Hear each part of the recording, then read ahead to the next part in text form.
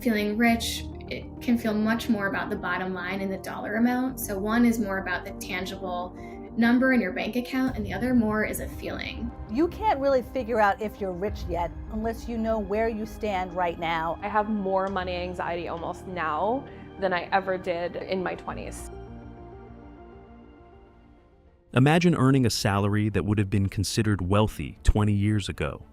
A six-figure income, a professional career, stable employment, the kind of job that used to guarantee financial security and a comfortable lifestyle. Yet somehow, you still don't feel rich.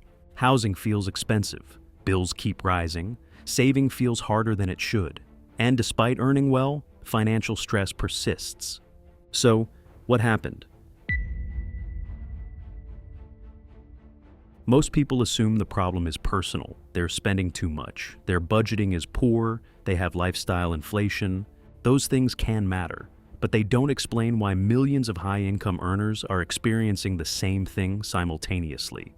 This isn't a personal failure, it's a systemic shift.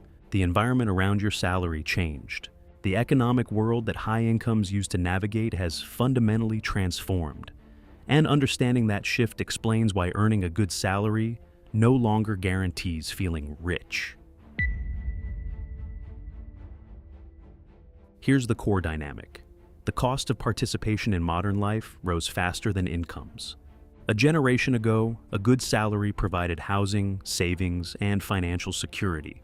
Today, earning the same amount in real terms doesn't provide the same lifestyle. The biggest life expenses, housing, education, healthcare, childcare, all grew faster than wages.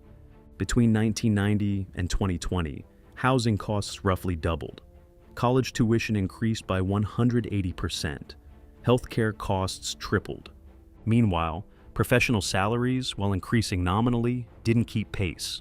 A doctor earning $150,000 today earns more dollars than in 2000.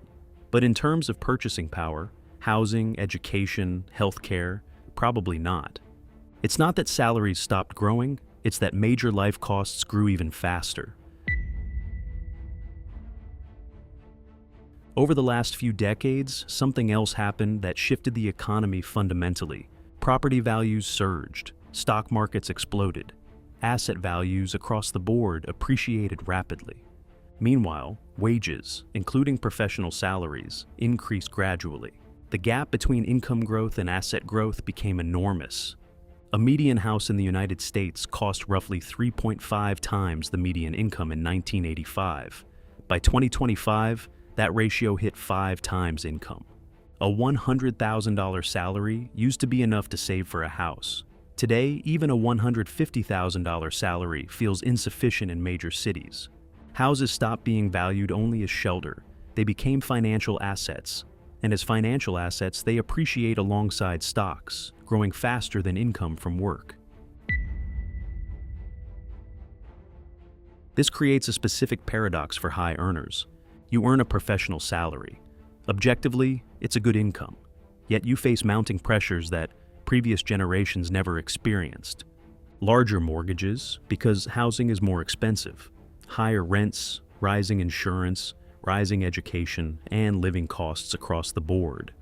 A larger income doesn't automatically create a larger lifestyle if costs are rising just as quickly. Your salary went up 20% over 5 years, but housing costs went up 35%.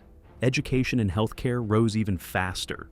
Even though you're earning more dollars, you're buying less security and less financial cushion. The feeling of being stretched isn't irrational. It's a response to a real economic shift. Underpinning this is something most people don't fully track: cumulative inflation. Inflation isn't just about groceries or fuel. It compounds over decades. Even at 2 to 3% annual inflation, the healthy level discussed in Why Governments Need Inflation, the cumulative effect is massive. Year after year, decade after decade, what a salary can buy gradually shrinks. A $150,000 salary in 2025 buys roughly what a $75,000 salary bought in 2005.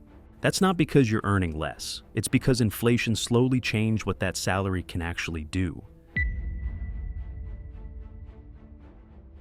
This isn't unique to one country. The same pattern shows up in Australia, the United States, the United Kingdom, Canada, and across developed economies. High-income earners report similar feelings, earning well, yet financially stretched. Why? The global drivers are considered to be debt expansion, low interest rates, asset financialization. The era of cheap money, which inflated asset prices while wages lagged, was global. The result, the paradox became a worldwide experience. Step back, and the pattern becomes clear. Modern economies increasingly reward ownership of assets, not just income from work. A salary, no matter how good, is income from labor. Assets appreciate through ownership. And in the modern economy, asset appreciation vastly outpaces wage growth. Someone earning $200,000 per year accumulates wealth slowly. Someone with $500,000 in real estate accumulates wealth rapidly, sometimes without working. The system has shifted. It now rewards ownership and leverage more than labor and salary. A good salary isn't necessarily worth less because you're earning less in real terms. It feels worth less because the world around that salary changed. The economic environment transformed. Asset prices surged. Life costs grew faster than wages. Inflation silently eroded purchasing power. Your salary didn't shrink. The economic landscape shifted around it.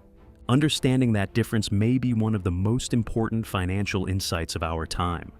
Because once you recognize that the system has changed, you can stop blaming yourself for not being rich on a good salary and start understanding what actually changed. And understanding the system is the first step toward positioning yourself within it.